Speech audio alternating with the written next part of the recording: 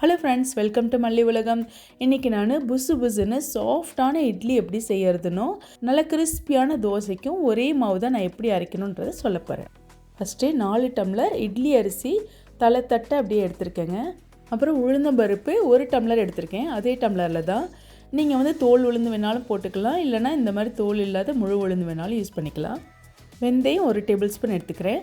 அவ்வளோதாங்க. வெந்தயத்தையும் உளுந்தையும் ஒன்றா ஊற வைக்கிறோம், அரிசியை மட்டும் தனியாக ஊற வச்சிட்றோம். இது ரெண்டையும் நல்லா கழுவிட்டு தண்ணி ஊற வச்சு ஒரு 3 to 4 மணி நேரம் ஊறணுங்க. 3 மணி நேரத்துக்கு குறைவாக ஊறினுச்சுனாலும் அந்த வெந்தயம் ஊறி இருக்காது. 4 மணி நேரத்துக்கு மேலே ஊறிடுச்சுனாலும் இட்லி கொஞ்சம் புளிச்ச மாதிரி ஆகிடுங்க. இப்போ 3 மணி நேரம் ஆயிடுச்சு.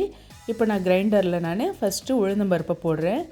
இது 1 டம்ளர்ன்றதுனால ஒரே டைம்லேயே நான் அரைச்சிடலாம். அதனால் கொஞ்சம் கொஞ்சமாக உளுந்து போட்டு கொஞ்சம் கொஞ்சமாக தண்ணி விட்டு அரைக்கிறேங்க. இது உளுந்துக்கு கொஞ்சம் நல்லாவே தண்ணி தாராளமாக விடலாம், ஏன்னா நல்லா புசு புசுன்னு வரும்.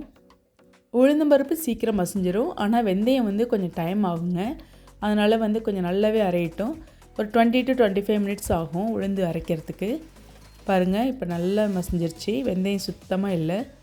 எவ்வளோ சாஃப்டாகவும் நல்ல புசு புசுன்னு வந்திருக்கு பாருங்கள் மாவு. பருப்பு அரிசிலாம் அரைக்கிறது கிரைண்டர் டு கிரைண்டர் சேஞ்ச் ஆகுங்க.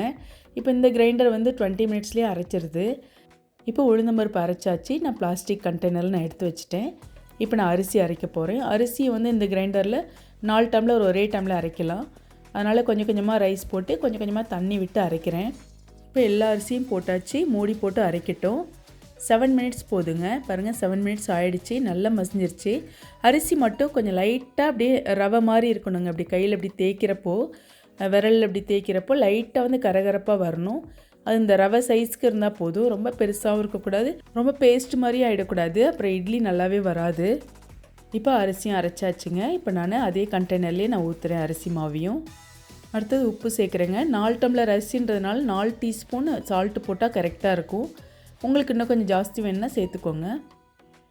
உப்பு போட்டுட்டு நம்ம கையிலேயே தாங்க இதை கிண்டணும்.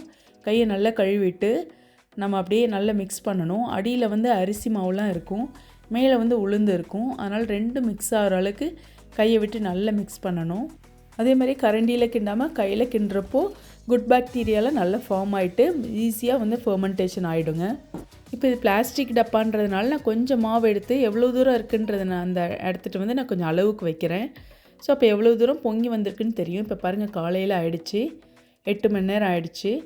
இப்போ 8 மணி நேரமாவது குறைஞ்சது இருக்கணும். இப்போ பாருங்கள், நல்லா பொங்கி வந்திருக்கு. இப்போது கரண்டியை போட்டு கிண்டணும். ரொம்ப மிக்ஸ் பண்ணக்கூடாதுங்க, இட்லி சரியாக வராது.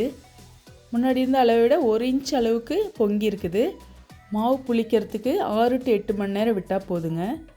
இப்போ இந்த மிக்ஸ் பண்ணதுக்கப்புறம் மாவு விடுறப்ப பாருங்கள், டக்குன்னு அப்படியே லூஸாக ஓடக்கூடாது. அப்படியே சாஃப்டாக போகுது பாருங்கள். இந்த மாதிரி தான் இருக்கணும். அப்போ தான் இட்லி நல்லா வரும். அடுத்த நாள்லேருந்து நாங்கள் தோசை ஊற்றிக்குவோம். ஃபஸ்ட்டு நாள் மட்டும் இட்லி செய்வோம். இப்போ பாருங்கள், நான் இட்லி கொப்பரையில் தண்ணி ஊற்றி கொதிக்க வச்சுருக்கேன். நல்லா கொதித்ததுக்கப்புறமா நான் மாவு ஊற்றுறேன். காட்டன் கிளாத்தை தண்ணியில் நல்லா நனைச்சிட்டு அந்த இட்லி தட்டு இருக்கு இல்லைங்களா, அதில் போட்டுட்டு இட்லியை ஊற்றுறேன். அந்த தண்ணி கொப்பரையில் இருக்க தண்ணி கொதித்ததுக்கப்புறமா நம்ம இட்லி மாவு ஊற்றி வச்சா போதும். அப்போ தான் இட்லி நல்லா புசு புசுன்னு வரும். நாங்கள் தோசைக்கெல்லாம் தனி மாவு அரைக்க மாட்டோங்க. இந்த மாவு தான் ஃபஸ்ட்டு நாள் இட்லி ஊற்றிடுவோம், அடுத்த நாள் கொஞ்சமாக தண்ணி கலந்துக்கிட்டு அது தோசையாக ஊற்றிக்குவோம். இப்போ 10 நிமிஷம் ஆயிடுச்சு. இட்லி நல்லா வெந்திருக்கும். நான் வெந்துருச்சான்னு பார்க்குறதுக்கு ஒரு சின்ன கருவேப்பிலை குச்சி இருக்குது பாருங்களேன், அதை நான் விட்டு பார்க்குறேன். கையில் ஒட்டாமல் வந்துச்சுன்னா வெந்துருச்சுன்னு அர்த்தம்.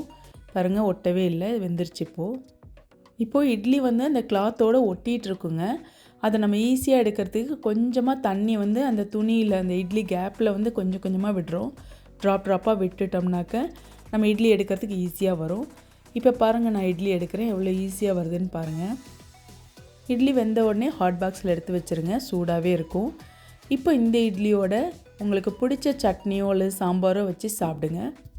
இட்லி மட்டும்தாங்க, சின்ன குழந்தையிலேருந்து பெரியவங்க வரைக்கும் எல்லாருமே எத்தனை வேணாலும் எந்த நேரத்தில் வேணாலும் சாப்பிட்லாங்க. மல்லி உலகம் சேனலுக்கு சப்ஸ்கிரைப் பண்ணவங்களுக்கு ரொம்ப நன்றிங்க. சப்ஸ்கிரைப் பண்ணாதவங்க சப்ஸ்கிரைப் பண்ணுங்கள். இந்த வீடியோ உங்களுக்கு பிடிச்சிருந்துச்சின்னா லைக் பண்ணுங்கள், கமெண்ட் பண்ணுங்கள். நன்றி.